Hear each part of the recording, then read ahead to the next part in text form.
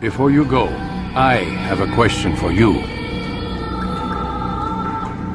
Of course. What is the truth? We place faith in ourselves. We see the world the way it really is, and hope that one day all mankind might see the same. What is the world, then? An illusion. One which we can either submit to, as most do, or transcend. What is it to transcend? To recognize nothing is true and everything is permitted. That laws arise not from divinity but reason. I understand now that our creed does not command us to be free. It commands us to be wise. Ready to embrace the Assassin's Creed? Or your own version of the Assassin's Creed? Where ardent, creative light flows from the experience of divine wisdom and the breaking of those mind-forged manacles William Blake wrote about. Well, you came to the right frackin' place, and it's no accident. It's all fun and games until someone loses a third eye, and then it's just gnosis. I mean, Odin had to give his right eye to Mimir to experience Sophia. What are you prepared to sacrifice? Let's find out. But first, that fun and games. Fuck you! And fuck the establishment! Happy heresies, and welcome to the desert of the real. As always and forever. This is blasphemy! This is madness! Stay on Bite Gnostic Radio. An initiation by conversation into the dark corners of myth, magic, and meaning. A crash course in cult culture and conspiracy. A virtuous virus invoking and informing history, holiness, and heresy. Each week, I commandeer your connection to bring the most accepted and rejected scholars and provocateurs to your attention. Fun, compelling, and deeply weird, this is the blow-your-mind cocktail party conversation you always wanted to listen in on. This is where you write your own gospel and live your own myth. Adopt your personal Assassin's Creed and see the whole of the moon. Shine on, you crazy diamonds, down on Fascination Street. All these wonders of art, design, human ingenuity, all utterly meaningless in the face of the only question that matters. Where do it come from? As always and forever, I am your host, Miguel Connor. Sci-fi hack, garage philosopher, recovering addict, polarized bipolar, and naughty pescatarian. And a lot of other meat sack aspects, but in the end, as Simon Magus said, thou and I are but one. I'm not locked in here with you. You're locked in here with me!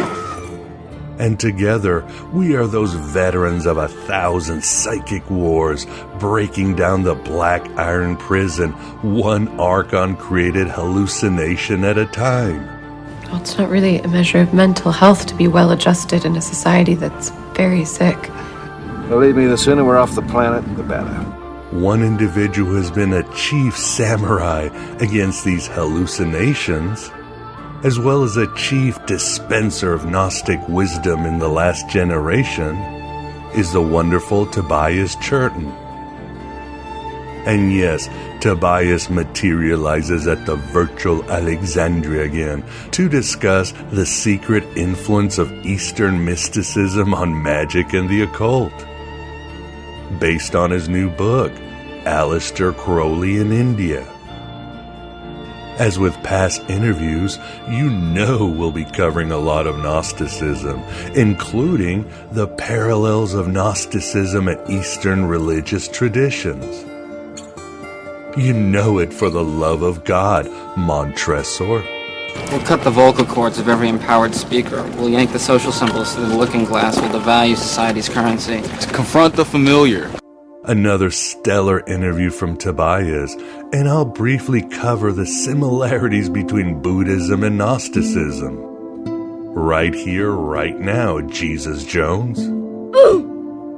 First, I'll quote from Stephen Heller's seminal book, Gnosticism, where he reveals several specific features that join Gnosticism and Hinduism. Here they are. One is the teaching regarding the presence of the divine in the human spirit. The Atman is identical with Brahman, which means that the universal divinity is present in miniature within each person. Similarly, in Gnosticism, the Pneuma is a spark sprung from the divine flame. And by knowing the Pneuma, the Gnostic automatically knows the spiritual source from whence it has come. The Hindu and the Gnostic would agree that to know one's deepest self is tantamount to knowing God. I am an immortal. You're not a god. You can take my word for it. This is 12 years of Catholic school talking. Well, maybe the real God uses tricks. Maybe he's not omnipotent. He's just been around so long, he knows everything. Second, both Gnosticism and Hinduism recognize the existence of many divine beings in realms between the ultimate and the material dimensions. Hinduism is the paramount polytheistic religion in the world today, whereas Gnosticism functions within a monotheistic matrix. But Gnosticism can hardly be called a monotheistic religion, pure and simple. Moreover, some of the Vedic deities of Hinduism, such as Indra or Prajapati, have similar qualities to the Gnostic demiurge. Slugs! Slugs! He created slugs! They can't hear, they can't speak, they can't operate machinery. Are we not in the hands of a lunatic? Third, Hindu teachings have much to say about what constitutes duality, Vaita, and what is non-dual, Advaita. While Gnosticism is often described as dualistic, its view of both of these categories is actually comparable to the Hindu. Thus, in the realm of what Hinduism calls Maya, illusory manifestation, duality prevails and the struggle of light and dark takes place. While on the plane of ultimate reality, there is a fullness of being comparable to what is known to the Gnostics as the pleroma. It's not a place like heaven. It's not something that's not here. It is here in the middle of the turmoil, what's called samsara, the whirlpool of life conditions. That nirvana is what? It is the condition that comes when you are not compelled by desire or by fear or by social commitments. Moving to Buddhism, recently Fadi Riyad, past guest and author of the excellent The Gospel of Lie, shared some of his research at the Inner Sanctum of Gnosis Facebook group. He wrote, "In the Pali Canon, Buddhism includes the concept of reborn gods. According to this theory, periodically the physical world system ends and beings of that world system are reborn as gods in lower heavens. This too ends, according to Buddhist cosmology, and God Mahabrahma is then born, who is alone. He longs for the presence of others, and the other gods are reborn as his ministers and companions. Mahabrahma then forgets his past lives and falsely believes himself to be the creator, maker, all-seeing, the Lord." This is his development build, sealed off so he can control it. He keeps it offline so the custom code he's written can't be detected and deleted. Yes, it's a bubble universe ruled by an asshole god. Nice work, Fadi. And, as many of you already know, the Buddhist god Mara is a dead ringer for the fierce demiurge of the Sethian Gnostics. "You shall know that God is God, and bow down to his will." Going back to Heller's book, it provides the similarities between Gnosticism and Buddhism. Heller writes that, quote, "The objective of Buddhism is identical with the ultimate aim of Gnosticism, which is liberation, meaning freedom from embodied existence and thereby from all future suffering. The Bodhisattva ideal and other modifying teachings are only elaborations of this basic teaching. As long as the Matrix exists, the human race will never be free." Furthermore, Heller presents the list of points of convergence between Gnosticism and Buddhism, specifically Mahayana Buddhism, based on statements of Buddhist scholar Edward Kanzi. Heller writes, "Salvation is achieved through Gnosis or jhana in Buddhism. Insight into the dependent origination of manifest existence is what liberates. Ignorance is the true root of evil. In Gnosticism, it is called agnosis, and in Buddhism, avidya. Both Gnostic and Buddhist knowledge are arrived, and not by ordinary means, but as the result of interior revelation. There are levels of spiritual attainment, ranging from the condition of a foolish materialist, hyletic, to that of an illumined saint, pneumatic. We are the future, Charles, not them. They no longer matter. In both Gnosticism and Buddhism, the feminine principle of wisdom, Sophia and Prashvya, respectively, plays an important role. Kanzi quotes the Hevraja Tantra. Prashvya is called Mother because she gives birth to the world. There are other deities in Buddhism that may be cognate to Sophia, such as Tara and Kuan Yin. She tore a hole in our universe, gateway to another dimension. Both Gnosticism and Buddhism show a preference for myth over fact. Christ as well as Buddha are presented as archetypal beings rather than merely historical figures. Why would he send his own son to suffer for the sins of ordinary people? Because he loves us. God made himself approachable to us, human, so we could understand it. That made no sense. Sacrificing the innocent to atone for the sins of the guilty. What kind of love is that? A tendency to antinomianism, which is disregard for rules and commandments, is inherent in both systems. While at the lower rungs of the spiritual ladder, rules of behavior are considered important and even crucial, in exalted spiritual states, the importance of such rules becomes relative. Both systems are disdainful of easy popularity and aim their teachings to a spiritual elite. Hidden meanings and mysterious teachings are prevalent in both systems. Both Gnosticism and Buddhism are metaphysically monistic, which means they are to aspire to transcend the multiplicity of manifest things and achieve a condition of ultimate oneness. And beneath that darkness, there's another kind. It was deeper, warm, like a substance. I could feel. It was like I was a part of everything that I ever loved. And all I had to do was let go. And I did. And I disappeared.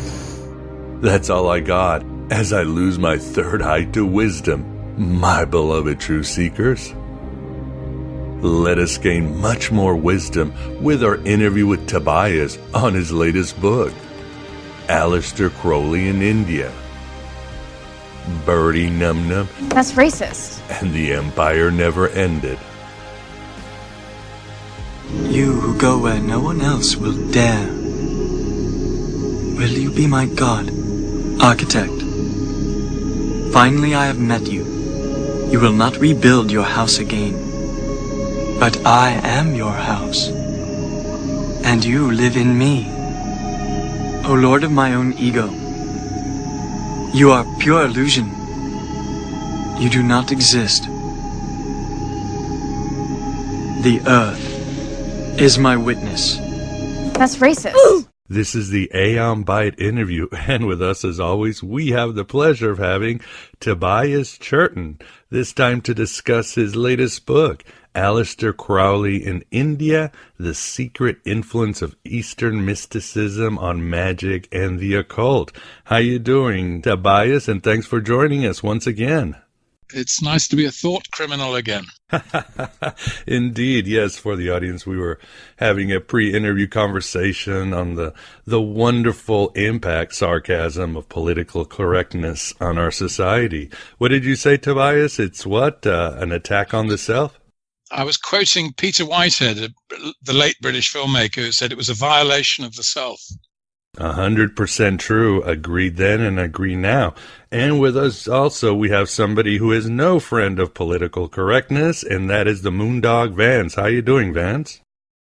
Oh, I'm fine, and as usual, politically free and not correct.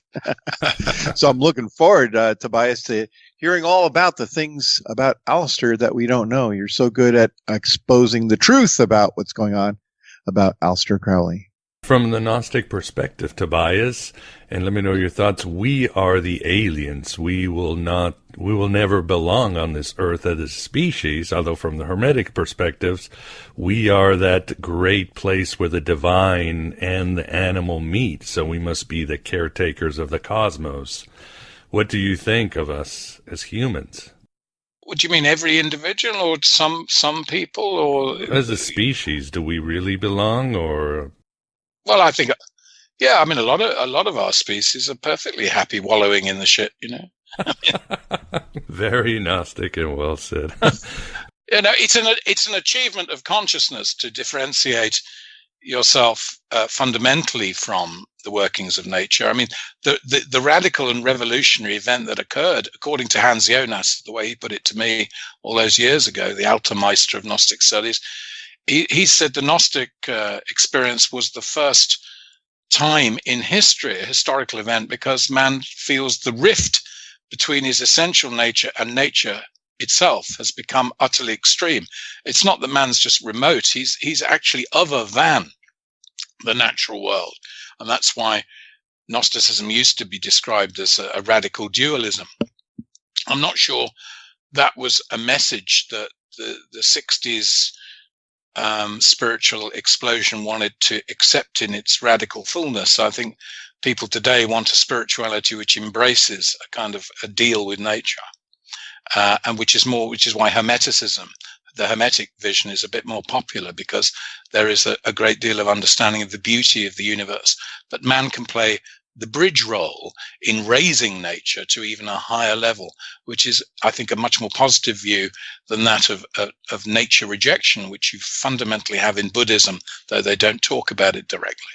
But basically, it's a rejection of the processes of life in Buddhism, and there's a bit of that in the spectrum of the Gnostic tradition. We were just talking before the interview on Mel Brooks's wonderful movie, The Producers, as well as his other films like Blazing Saddles. Since we were talking about movies, what was the last good movie you've seen, Tobias, or are you no longer even bother with movies? I haven't seen a really good movie in quite a few years. I mean, I really enjoyed the one with Jet Black about the rock and roll school. Oh, yeah, I forgot the name of it. That was fun. Yeah, that was a good comedy. I think America in the early 2000s was producing some really great comedies, really good. And I love Dodgeballs, probably my favorite movie the last 25 years. That was fun. I adore that. I haven't seen anything that sort of affected me, you know, spiritually, or with such acting that I was bowled over and led to realize some actor had some great key. No, I can't think of. I saw an Egyptian film a few years ago that was really good, called The Yakubian Building, That was made about 2010-ish. That was very, very good. Very, very interesting film, I thought. But no, I think the movies are really awful. I mean, I've got a collection of about 300 DVDs at home, and it kind of peters out in the late 70s, early 80s is when something starts to disappear from the movies. A degree of humanity, art, spirituality, intelligence, humor, it all starts to go. But if I say this, it sounds like I'm just an old fart, moaning about things are different to when I was young. I mean, my father, I used to talk to him, he saw a lot of good in the 1930s, but there's supposed to not be any good in the 30s. They will say, rise of fascism, as if that was the only thing, the Depression, the Great Depression. And that's all you hear. But in fact, he came from very poor, background, and he was excited about the new trains and technology that was going on in the 30s, which was also very positive. Had an energy which was vibrant. Anyway, the point is we're all stuck in our time, and I think I was hugely lucky to grow up as a child in the 60s, and hugely unlucky to find all of that fabulous energy on a declining curve from the 70s onwards. And I'm interested in how and why that happened. Where did all that explosive wonder go? Of course, it wasn't all great. It wasn't. But as a child, there was plenty to get you into a kind of awareness. If you had the antennae up. There's a sort of general sort of cynicism and darkness and all that. And the artists that are left alive aren't. I mean, I was amazed. Paul McCartney's last album got to #1, I think, in America. And really? I didn't know that. Yeah. Oh. And, I listened to it and I thought it's all right, but absolutely nothing special. So there does seem, I remember there was a phrase of the rabbis in Israel about the time of Jesus. I think, whether it was Gamaliel, the famous rabbi who taught St. Paul and Josephus, it may have been another one, but he said that the dew of inspiration falls not upon our lips, meaning at that time in the first century that the prophetic tradition, the great prophets, Amos, Hosea, Isaiah, Jeremiah, Ezekiel, Micah, and all the rest of it, that they didn't seem to be that level of inspiration, and there was a kind of dryness in the first century. But then Jesus appears, and something happens, although he's rejected, as you know, by some of his own people. But today I feel the same, that the dew of inspiration falls not on many lips.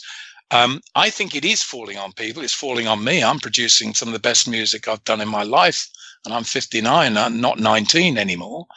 I'm producing some of the best writing I've ever produced. They say, if you produce your best stuff when you're young. I don't think that's true at all. Certainly not in my case.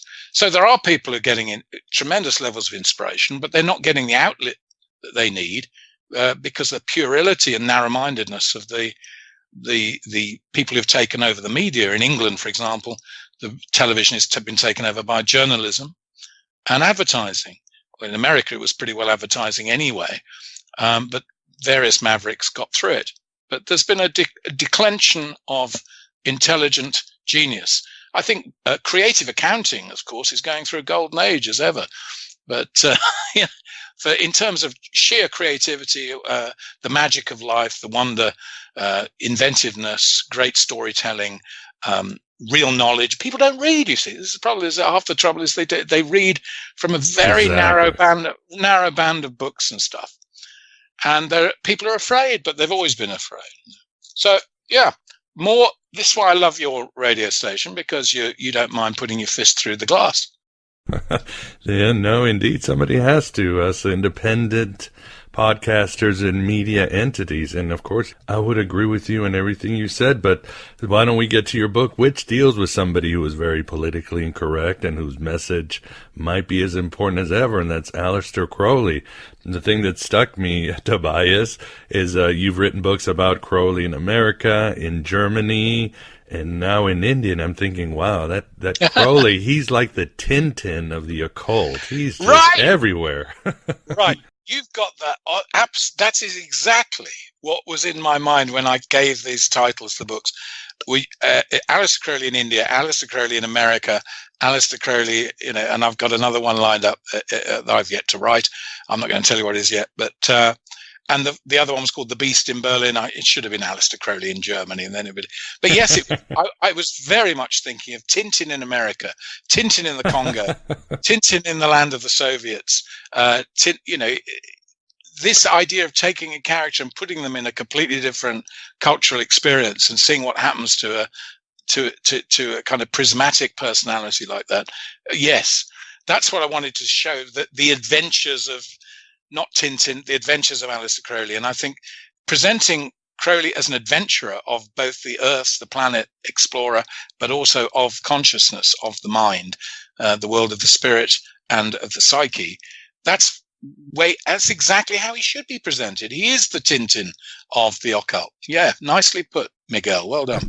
Thank you. I'm a big fan of Tintin as a kid. But yeah, and you're right. I mean, when I read your books, I learn so much about why Crowley reacted, why he evolved. And of course, like you said, everything in his life, his biggest thrust was really trying to make contact with the other world. That's what his foremost interested. And it's admirable that a human being would spend pretty much every waking life doing these things, despite his shortcomings, which we all have.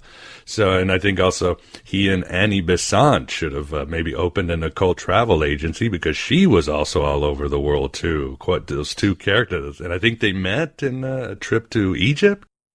They met in April, I think it was April or May 1904, when he left Egypt after receiving the Book of the Law, and they met on the ship back to France. And he didn't show her the manuscripts of the Book of the Law, and probably wondered why he hadn't. But I don't think she'd have liked it. I mean, she had her own perspective, and it was very different to Crowley's. Annie Besant. I mean, she was a socialist, basically, and he said he was a high Tory. But then again, he was a very open-minded high Tory and certainly not a bigot. So I'm sure he would have enjoyed the conversation, but there would have been something that probably told him, keep stum over where he was at. And of course, later, she and her followers were very hostile to Crowley, who wanted to take over the Theosophical societies. I say societies because, of course, it had split by then. Well, why don't we talk a little bit about the zeitgeist of the 19th century? Obviously, in the 19th century, there was an interest in the West on Eastern traditions, Hinduism, Buddhism, Taoism. Why do you think this was happening? I know it's been I don't want to be reductionistic, but people have said it's simply the suffocating, boring Victorian age paired with the English colonialism of India. Is that why the West got interested in the East? That is like all things said in our century about the Victorian era. It shows a total lack of understanding. It's because of the Victorian era that that there was this energy of interest and reaction and open-mindedness. It wasn't in everybody, but to typify the Victorian world as just straight-laced, just uptight, is only part of the story. That straight-lacedness and uptightness gave birth to some of the most brilliant philosophers, poets, scientists, musicians, and social reformers you could possibly imagine.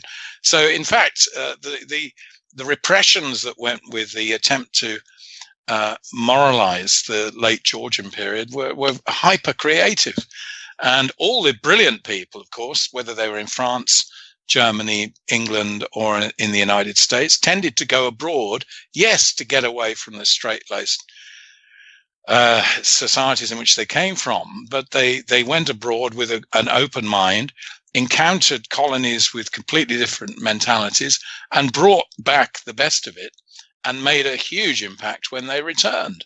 So it was an immensely vibrant and creative period, intellectually and spiritually, for the Western world to be opened up. For people like the Theosophists who said that we should treat Hinduism and Buddhism on a par with Christianity, was absolutely revolutionary. For the previous 1800 years of Christian history, anything that wasn't of the church, whether it be Catholic up until the 1500s or Catholic or Protestant, was regarded as barbaric. So it was a tremendous experience that some people were going through at that time. And the effect of that today is incalculable, really. If you think today, there isn't anybody in the West seriously saying that the world will, politically anyway, I'm sure there are people who believe it, but they say, the answer to the world's problems is that everyone goes to church and worships Jesus Christ. That's not a political aim. Nobody's saying that. And we had the communists, of course, saying that if everyone was communist, then the world would be free. But the communist movement was very similar in mentality to the Inquisition of the late Catholic Church at the Reformation period. They're right and everybody else is wrong, and if you disagree, we'll destroy you. But there was a rebellion against that, which took many forms in the 20th century. We're now in the position in the world of seeing the world as a kind of supermarket of ideas and spiritualities, and we have freedom at the moment in the West anyway to indulge these explorations. My books are intended to enrich that search. So Aleister Crowley's pioneering engagement with India seems to me a book long overdue, because his involvement with Indian thought and the fact that he took steps forward from the Theosophical Society make him, I think, a key figure in the understanding of how the West might gain from encounters with the vast Hindu tradition, particularly the Hindu tradition, but also Chinese and Buddhistic traditions as well. I mean, he fashioned out of all that something really quite new, a new synthesis of East and West. And Crowley's unique in the systematic way he went about that, even though that achievement has been decried and blackened by critics and hostile people. Yeah, I think you make a really good argument about how Buddhism and Hinduism really influenced much of his work. For example, you talk about how Buddhism was really sort of the fuel of him taking the Horus and the Beast personas, because he'd embraced the idea that life was sort of absurd and our personalities were counterfeit. So he was just going to make a dance out of it. Yeah, it's more than that. I think Buddhism eventually he embraced it to a degree, but I think he found that it ultimately was in opposition to his essential vision. And I think by 1920, he says the Buddha was cured. The universal sorrow was cured when it went out for a drink with the universal joke.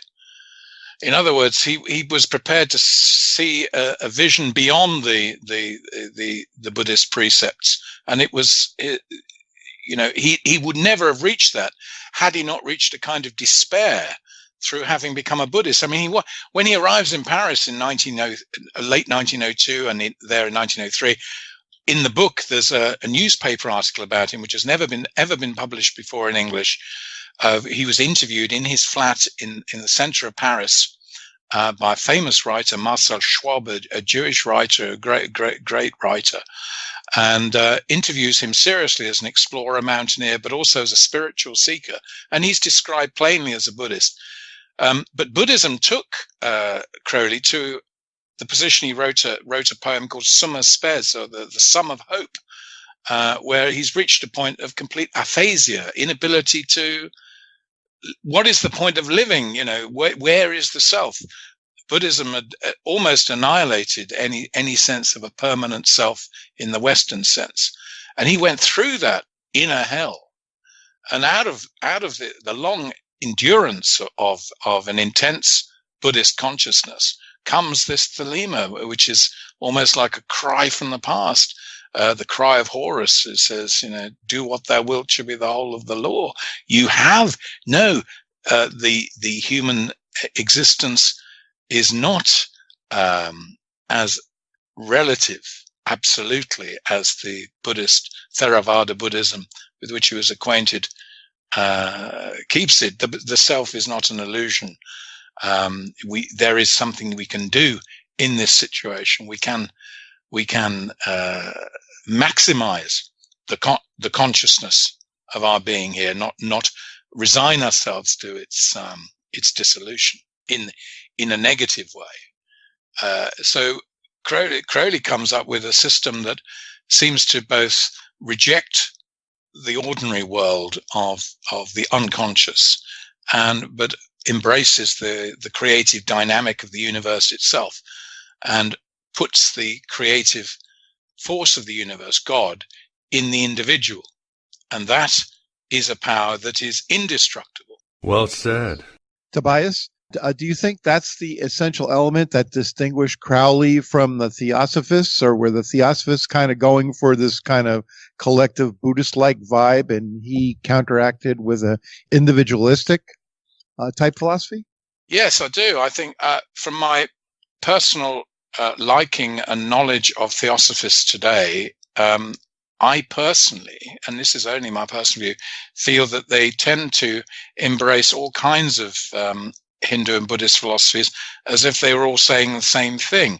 And this really goes back to the period when Theosophy first came to India in the 1880s, late 1870s, 1880s particularly, and they settled in near Madras. And they tended to think of the Buddhist nirvana, for example, as just another way of saying the Christian heaven.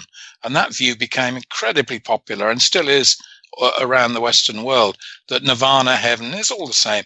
And Edwin Arnold wrote the great poem, The Light in Asia, and basically presents Buddha as a kind of alternative Jesus, but with a less exacting creed.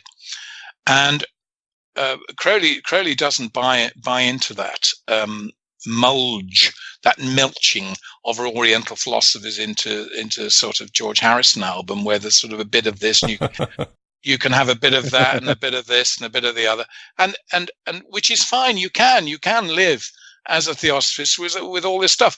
But of course, Crowley was a rigorous logician and academic who really wanted to get to the science of the thing. And while you can produce a sort of perfectly acceptable and user-friendly amalgam of a bit of this, a bit of Bhagavad Gita, a bit of Krishna consciousness, a bit of Buddhism, and a bit of, the nice bits of Jesus and all the rest of it. He was looking for the essence, and he went a lot. He wasn't prepared to accept this easy, if you like, epistemological compromise, which so many people are tend to accept when they talk about the spiritual. And the spiritual sort of means, well, whatever you want it to mean. And and has really given this, quote, New Age movement a sort of bad name for being unrigorous and unsystematic. Crowley was neither unrigorous nor unsystematic, but his conclusions require an intelligent deformation of Western mores, I think. Yeah, great answer. But Tobias, going back to more or less again the zeitgeist in the 19th century, we have to admit that Theosophy was a huge influence on bringing, well, not only bringing this information from the East, but preserving it. From what I've heard, the Theosophists had to teach a lot of the Hindus, and Indians, including Gandhi, about their own tradition that they'd lost because they become secular and so forth. So we have to admit, And of course, Indian independence was very much fueled by Theosophists, wasn't it?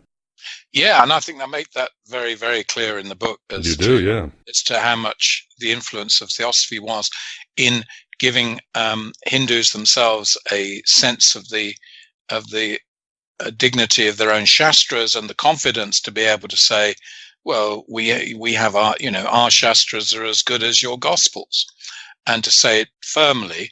Not only that, the Theosophists convinced many people in the West that that was the case, and that's made a huge difference to the assumptions of the imperialist enterprise. And Crowley also deals with that issue also in very, very, very interesting ways. I think he's well ahead of his time in the way he analyzed the weaknesses of the various positions that Britain would take up with regard to India in the effort to try and maintain our foothold there. There's a wonderful quote in the book about why the British had been so extraordinarily successful to gain governance of a country that they did not, contrary to popular view. They never colonized. India was not colonized. We did not send huge numbers of people out to live there and take over or anything like that. There was a small civil service. I mean, today you would think it was extraordinary how vast tracts of Indian territory were run by one official and his assistants. But because they had they had a tremendous confidence, and they had the confidence of some of the leading people in India that they would do a great job. And of course, when the British came to India, it was already a conquered country. It had been conquered by the Mughals by 1526, who took over the Hindu culture and with an Islamic superstructure. So it wasn't like we even conquered the country in any real sense. We just fought against the Dutch, the Portuguese, and afterwards the French to maintain our trading links. And in the process of that, by extraordinary circumstances, we eventually ended up with the control of it. And I'm sure a lot of people in India today would say, some of them are the very older ones would probably say, well, it was pretty good in those days, didn't do a bad job of it. Anyway, Crowley comes in at the end of that, and he was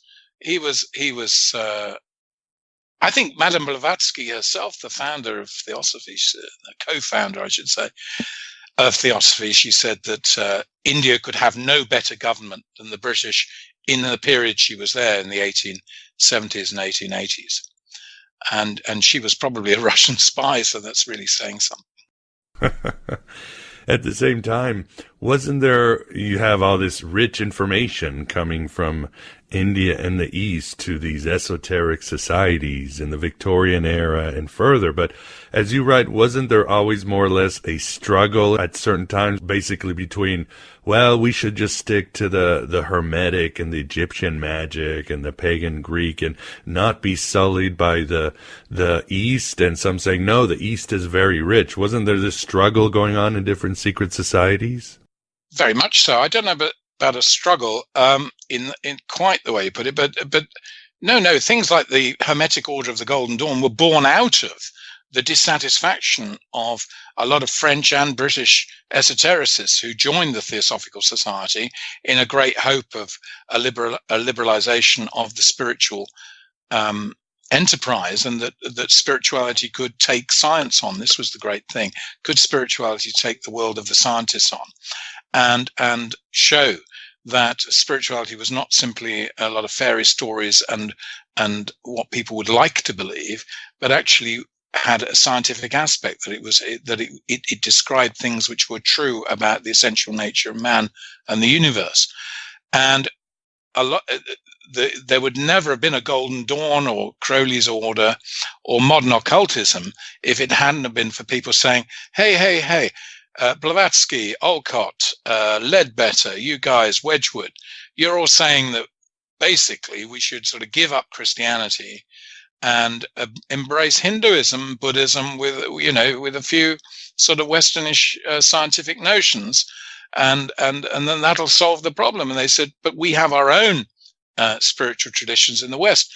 And this is the origin of the term Western esotericism. And they spoke about the Hermetic writings, of course. They spoke about Western magic. They spoke about mysticism, Christian mysticism. And eventually, as you know, there was this revival of what they thought was witchcraft. But there was this whole thing of saying, well, we don't need, all right, we can find parity, we can find common idea, we can find universal principles in common with Oriental traditions. This is great. But we're not kind of in the situation of babies being spoon-fed by the East. The Egyptian tradition, of course, was very important to a lot of people. That became a cornerstone. And then there was the discovery through the 20th century of indigenous spiritual traditions. But actually all of that was pretty well stimulated by the Theosophical movement in the first place. So the Theosophical movement had within it the seeds of its own splits, in the way that Methodism and Wesley had within it the seeds of splitting into Baptists and every other kind of Protestant sect which pullulated across America. I mean, once you set up a challenge to an existing order, Methodism is a challenge to the Protestant or Anglican order. The Theosophy is a challenge to the entire Western Christian order. That challenge always produces then a new array, a coruscation of different people, some are greater or lesser inspired. And we're sort of dealing with that and living it through. And the effect of that has been enormous. And you're quite right. I think the Theosophical Society has been greatly underrated in its importance in the 20th century. There are reasons for that. I think one of them is obviously the Nazi thing, which meant that people could no longer use the language. People forget that the swastika was once a sign of health and life and divine dynamism. The Nazis obviously turned it into a symbol of unspeakable wickedness and evil and depression and kind of cultural hell. And the Aryan too, which you address in your book, the Aryan race issue. Well, I've got a chapter in the book called "When Indians Became Aryans," Yes. And people still talk about Aryans and Semites. Even this word anti-Semitic is just garbage. It comes from Bryant's book, which is simply a reading of the Old Testament, that who survived the flood according to Genesis, the sons of Noah, and all the races are descended from them. Well, if you believe that, I'd kind of say you'd believe anything. It's now been shown through anthropological studies and so on to be that is not the case. So you can't talk of Shemites, people descended from Shem, and Hamitic races and Japhetic races, as Bryant did in the 18th century. And this word Aryan is a complete nonsense. It was simply a word they found in the testimonies of Manu, who's is a Hindu legal text which referred to the Arya, which meant highborn or aristocratic. And when the word was removed to Germany, some German philosophers noticed it was very similar to the German word Ehre, which means noble and honorable, honor particularly. They said, this is great. Our original people are not Goths and barbarians from the East. We Germans come from the Aryan race. And they developed this complete fiction that there was a race called the Aryans. Blavatsky's people, the Theosophists, built a great deal on this. And they then made an identification of a high spiritual philosophy, the mysticism of the Hindus, which is, as you know, is a spectrum of beliefs. And that they then said that's Aryan. And that's the origin. Without that, there wouldn't have been all this terrible Nazi garbage, where they managed to join nationalism to a pseudo-spiritual tradition that didn't even exist. And people still believe this kind of tosh. But that's one of the great things of living post-60s. We can see the tosh. We can see, we've got more access to knowledge now. We can see that these fictions became kind of publicly accepted political Nostra. Take your word in America, when you arrest somebody, you say, he's Caucasian. What the hell is that? Have you ever heard such garbage? We're all from the Caucasus. What, you're all from Armenia and Georgia, you know? I mean, have you ever heard such trash? But that came out of the perfectly, relatively innocent race theories of the 19th century, that they had to give a name. So for a Caucasian, what do you mean Caucasian? What do you say? Well, we mean white. You know, okay. So, right, okay, gotcha. So everyone knows white's Caucasian. It's just nonsense. I think genetics will reveal eventually, you know, the many fictions of race theory. Crowley never ever bought into any of the Blavatskyan root race theory. He called it bunk. Root race theory bunk, because he was basically scientific. He was a Cambridge graduate, for goodness sake, who had very intelligent friends. He was an intellectual with an imagination, meaning he wasn't a dogmatic bore. And he saw a lot of theosophical theories for what it was, which was wishful thinking, and he didn't buy into it. And Crowley really was streets ahead of he looked at Blavatsky as a predecessor, but certainly not as somebody whose thought he sat at the feet of. He knew that she'd given people pretty well what they wanted at the time. I mean, most of the impression Blavatsky made in India was due to the tricks she did. You know, she produced a handkerchief with your monogram on it, you know, or letters would fall from the ceiling, or she'd say, try and lift that up, and people had tried to lift up a sideboard and find they couldn't get it off the ground. And a lot of the stuff was the kind of thing you'd try to impress an unscientific world with. And of course, you realize that she first meets Occult, uncovering a case of alleged poltergeist activity in the eastern side of America. In other words, it's coming out of what they called spiritualism, or Crowley called spiritism.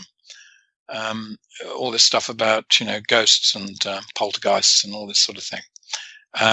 Out of which a vast industry has been developed, and kept the cinemas filled with, whoa, what's that? Yeah. Do you think she ever made it to Tibet? No. I think she made it to what was called Little Tibet, which is an area of Kashmir. But I don't think she didn't need to go into Tibet. She could have got all the information from friends of her uncle who was a Russian Syria. He became the foreign minister of Russia, Vita, and he used to attend a Tibetan chemist shop in St. Petersburg, which was founded by friends of important Russian aristocrats who brought Tibetan and Siberian medical ideas to St. Petersburg in the 1850s. So she didn't need to go to Tibet. She knew about it already.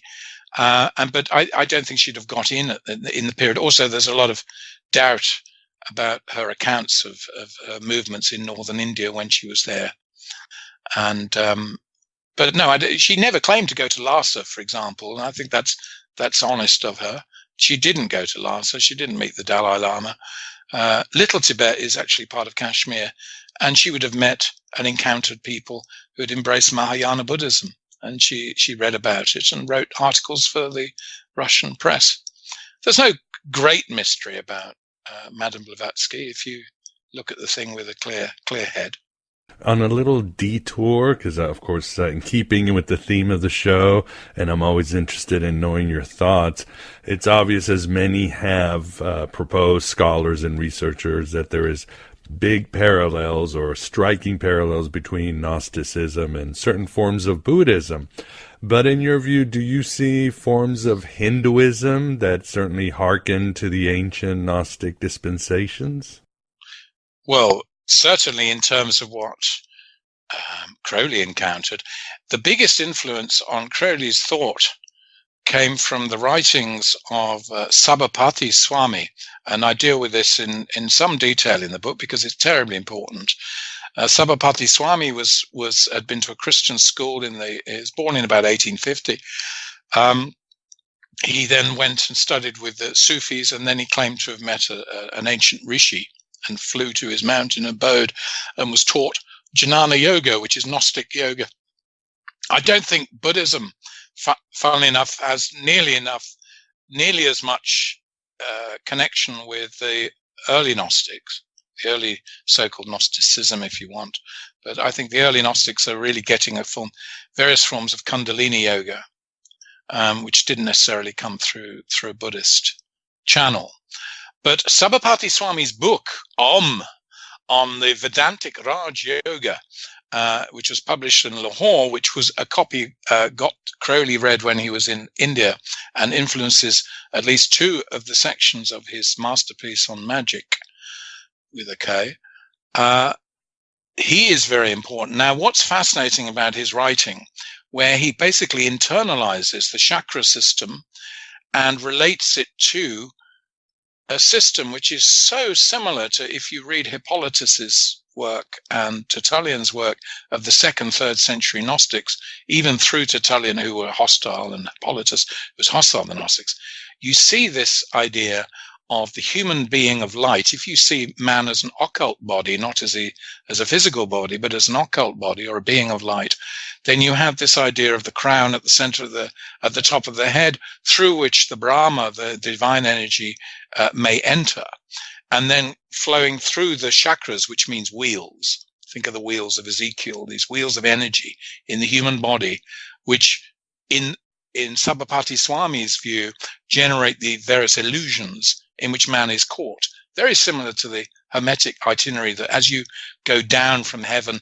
towards the earthy level, which in chakra terms is the Muladhara, Svadhisthana chakras, which is around your bottom.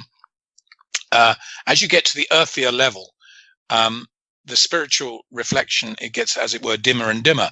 Sabapati Swami taught a form of yoga, jnana yoga, which means knowledge yoga, which replaces the false knowledge of the ordinary self, isolated in his illusion that he is what he thinks he is. He's this ego. In other words, he's the product of sense impressions. This is important. Each sense impression manifests in the chakra. And as you work your way down the chakras, 12 in Sabapati Swami's system, you purify each one, and you get down to the earthy level, and then you shoot back up the spinal cord, which he identifies very importantly from Crowley's point of view with the linga. So the spine, which has the 3 channels of energy, left, right, and center, goes straight back up to the Brahmarandra at the top of the skull, the kita or crown, and then makes union again with the Father, or the unspeakable Brahma, or whatever phrase for the ultimate deity. So man may discover through this system that he is of one substance with the Father, essentially, but in his sense-influenced system, he's not aware of this.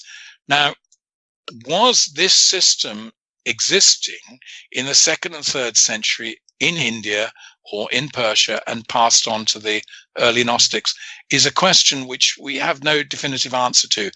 I suspect that Sabapati Swami had already absorbed, through his encounter with Christianity, Christian mysticism possibly, and with the Sufis, I think he'd already westernized what was the jnana tradition of an advanced Hindu Kundalini yoga. So I suspect that he's, in fact, was producing a form of yoga which he intuited would register with Western mysticism. And it's no accident that his book was taken up almost immediately by Colonel Occult, Blavatsky's sidekick, if I may use that phrase, in India. And Crowley met Occult in South India when he first crosses from Ceylon after experiencing his first dhyana, which is shattering experience in Ceylon. He goes over and he meets Occult by accident on a station. It may be that Occult turned him on to Sabapati Swami, because I was very lucky to get in contact with the Theosophical Library at Wheaton, Illinois, who sent me a fabulous photographic version of the original book that was owned by Occult of Sabapati Swami's teaching. And so I was able to work my way through that. And it still had all the muck and stuff on the book. Obviously, Occult had carried it with him all around India. And Crowley built it into his system. It's terribly important because I think it does unite. It's the seed of the unity between the ancient Indian tradition of Kundalini Yoga with the Western tradition. I think perhaps Sabapati Swami preempted Crowley in that union, because there's this great urge in Indian thinkers in the 19th and 20th century to make their thought systems appropriate to Western traditions, even if that meant literally borrowing Western traditions and turning them into Indian ones. And at the last part of the book, I show how a whole mythology that Crowley was a tantrist practicing tantra is generated out of, in fact, the exact opposite, where somebody in India had taken Crowley's ideas and then redressed them up as if they were ancient Indian ones. And fascinating. And that's a bit of a revelation that some people may find surprising and or shocking. But whether there was a developed Kundalini theory in India that was exactly on a par with the Gnostic practices of attributed to Simon Magus or Basilides in 2nd, 3rd century Alexandria and Syria, it can't be completely sure of. I personally think, yes, I think the basic thought processes were there, and I think the ancient Christian Gnostics simply took them on and Christianized them. There are so many parallels.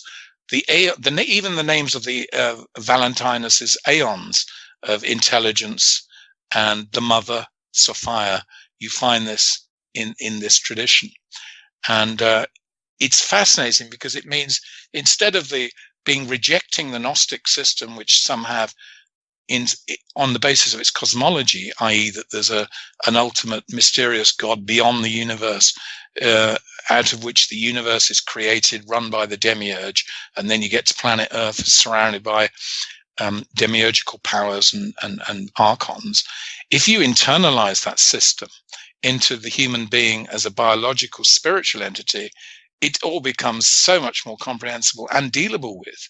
You are yourself the universe. You are the microcosm. The ultimate truth is as it were at the top of your head. We are, in other words, at the highest point of your aspiration, spiritual aspiration, and it cleanses the whole system from the head to the heart to the intestines, to the digestive system, down to the reproductive and excretal systems. In other words, it is a revolution of the whole man through the universal spirit. And we come to see that in spite of ourselves, as it were, our false self, which is the demiurge, by the way, in spite of this false ego, we are at one with the creative power of the universe. And the cultivation of that is the salvation of man in this and any other century. Wow, that's really well said. So you would say, for example, the Gnostics. Thank you, Miguel. I've just saved the bloody world. How much do we owe you? Well, I'll accept checks. I don't mind. There you go. While they still exist, before digital currency takes over, we'll definitely pay you. So send me your love, Miguel. That's quite. I always do, Tobias. The heart chakra. So you would say, even if some have said in the Gnostic system, you read like the secret book of John, it has an archon for every body part and nerve. Those would be like chakras, and the mind is where the aeons are. You've got it. And I think what happens is in the great sort of trash can of that survived from the 2nd, 3rd century in our limited knowledge of the so-called Gnostics, I'm sure there are a lot of groups who got garbled versions, just like you get today.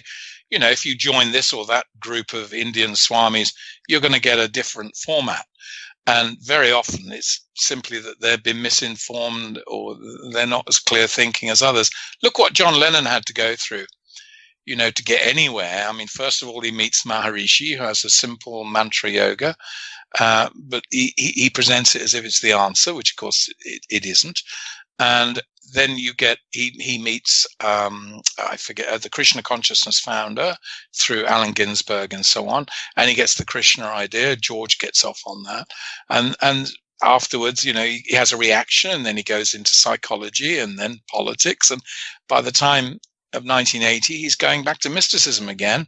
And he and Yoko had already explored the thought of Milarepa and the guy who produced watches out of his sleeve or whatever, stuff.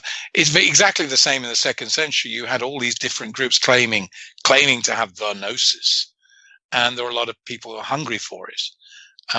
But my own search and that of others, you eventually get down to the basics, and that's what all my work's trying to do, is get what's the essence of this tradition, and what can we use.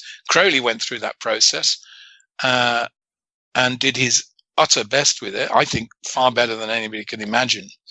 But his problem whenever he wrote was that he tended to presume that his reader had read everything he had. So a lot of things appear obscure. And with his own characteristic poetic humor, some very simple ideas he often presents as if they were more mystical than they ought to be.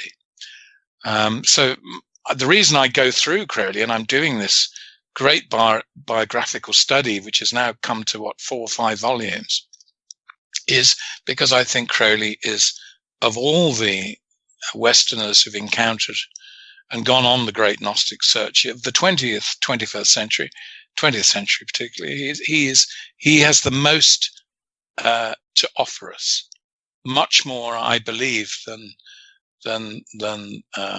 some of the more theosophically inclined teachers. I think Crowley's radicalism is more appealing, and I think his synthesis is more engaging, and I suspect will be longer lasting.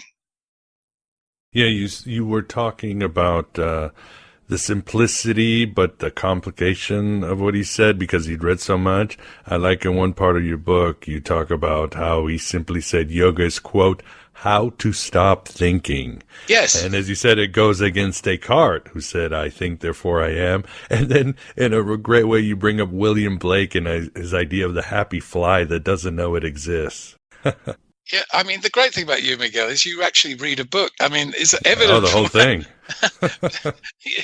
You have, exactly. And when I wrote those things, I often think, is anyone going to pick up on this? Because it's axiomatic, and it delights me to hear that you have. You're absolutely right. The whole point of yogic practice is not some sort of body exercise in the way it's taught, in church halls around the world, hatha yoga, as if it's all about, mindfulness and, finding inner balance. All this is a bit wet. What it's really about, look, you're talking about preparing your mind for divine inspiration. That's what it's about. And all the pacifying of the body is not to make you an athlete. It's intended to make your vessel quiet so you can listen and not even know you're listening. And it's a pacification of the sensual world, which manifests in our brains as a lot of thought. Now, not all thought is to be discarded, but most of it certainly is rubbish. We entertain our brains with the most extraordinary range of complete and utter nonsense all the time. And the discipline of yoga is saying, right, I've decided to take this situation on board. And Crowley's wonderful, concise compendium of initiated instruction of yoga is sit down, shut up, stop thinking, get out. That's it. I love it. You don't need a book, 100 pages long with a girl in a leotard lifting a left leg above her temple to understand. Jane Fonda, Shirley MacLaine. Well, this is the Gnosticism, isn't it, of the Western culture? You allegedly you can't sell the gnosis without some appeal to the ego and the vanity of the suburban housewife. It has to be dressed up in this thing about self-improvement, and you're going to be so much happier. And it, that's the way. I suppose you want to sell it. That's one way to sell it. I think it's sold. They sell the soul of it with it, and people say, "I'm really into yoga." So, well, oh yeah, well, what have you got from it? Oh, it's great exercise. Well, oh, I see. So it's a form of athletics, is it? Yeah, right. Okay. Well, good luck in the Olympics. But what about the spiritual Olympics? You see, because that's what it's about. It's getting to the height of Olympus. That's the point of this exercise. is to go beyond the body. Man's problem has always been, humankind, male, female, obviously, has always been that we are trapped in our bodies and therefore subject to time, decay, death. And the agony and the angst of the thinking person is, oh God, how long is this going to last? How do I deal with the pain? How do I deal with the relativity of my being? How I deal with the fact that the world doesn't give a damn about my existence? Stand alone in a modern airport and ask yourself, do I exist? As somebody treads on your foot. Yeah, and in what sense are we alive? And what could we be? What should we be? Who are we? It's these old questions. The book Aleister Crowley in India really goes into one man's engagement with a continent, not only on the spiritual level, which we've discussed, but also very much on the physical. He led the first. He didn't lead. He was co-leader of the first full assault on K2, the second highest mountain in the world, in a period when most of people's idea of mountain climbing was a sort of a Sunday afternoon walk. And then he did Kanchenjunga. So these are epic struggles of exploration and endurance, and they've never been, in my opinion, properly reported. And I was able to get a fantastic photographic record. And we see now that Crowley wasn't just, somebody wrote on a website recently or something about people extracting water from the Crowley stone, i.e. that people are exploiting Crowley. That would presume that the writer of that knew everything about Crowley. The point of my biographical exercise is to show that we don't know nearly enough about who he was and what he did, and that his reputation has obscured one of the great Gnostic epic stories of history. That's my take on it. We have come towards the end of the interview. First, I'd like to say, Vance, thanks for keeping us company yet again on Crowley's Odyssey Across the World, and hopefully it's an odyssey across human consciousness at the same time. Thanks, Vance.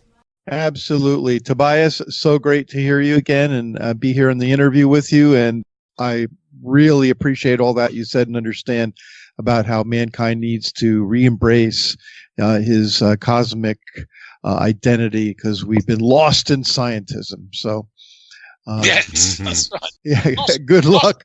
Lost in space is the old program. Danger, Will Robinson. Danger, Will Robinson. That's right.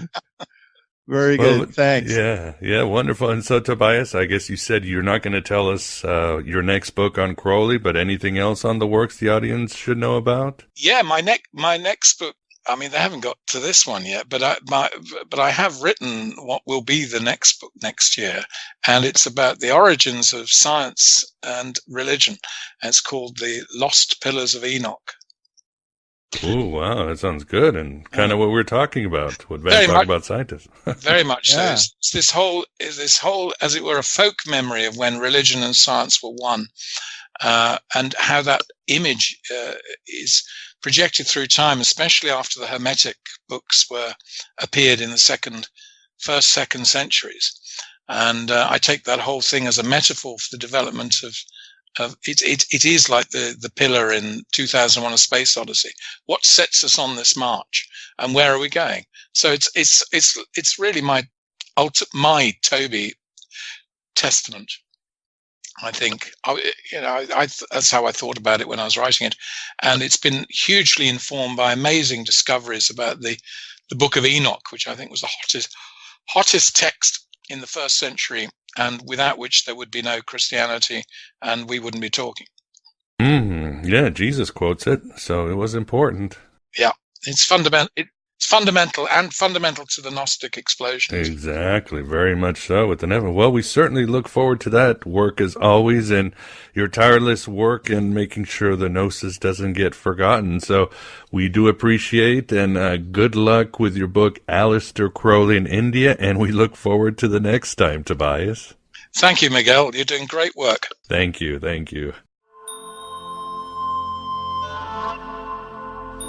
And there you have it, my beloved truth seekers. The first part of our interview with Tobias Churton. It's raining gnosis. Hallelujah. In our second part, Tobias shares about Crowley's overall contribution to Western esoterica, as well as the evolution of Crowley's politics. This leads to Tobias granting his views on today's politics and how to heal a divided Western culture. Hint, we get Jungian on your ass. We revisit Hinduism and talk about Kali and other Eastern deities. We flip things around and talk about how Western mysticism has influenced Eastern religions, which of course it has. We lighten up and Tobias goes on about his favorite Gnostic thing movies, television, and even rock albums. You'll love it. And we cover much, much more. So please become an AB Prime member or patron at Patreon for the complete heretical enchilada. Let's keep growing this red pill cafeteria. Damning your soul has never been this cheap, but you get your spirit back.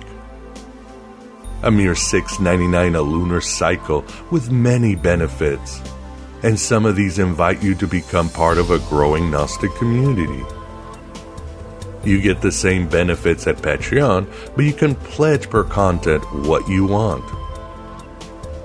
Beyond full episodes, you'll get full access to our new Discord channel and the archives with more than 450 episodes with the best and brightest in Gnosticism, Western esoteric, and free thought. And full episodes of my vlog, The Abraxas Brief. You'll also get an invitation to the Inner Sanctum of Gnosis Facebook group, where I stream The Abraxas Brief live and answer questions. And we have some truly intriguing conversations from an amazing community that includes past guests like Nicholas Laus, Robert Price, Tim Freak, Lawrence Gallian, Edward Pandemonium, and others. And I'm always there to address your issues and give you the latest on Gnostic news around the universe. Even support in the form of some shekels to PayPal or the US mail really helps. You can assist too by buying me books like Voices of Gnosticism, Other Voices of Gnosticism, Heretic, or Stargazer. So please support this alternative media you won't find anywhere else in cyberspace, or even meat space. This is where you find your own personal Jesus and your own personal Assassin's Creed. This is where you find out who you really are and what reality is not. Thanks for being here. Thanks for being yourself, your true self. Hello and goodbye as always.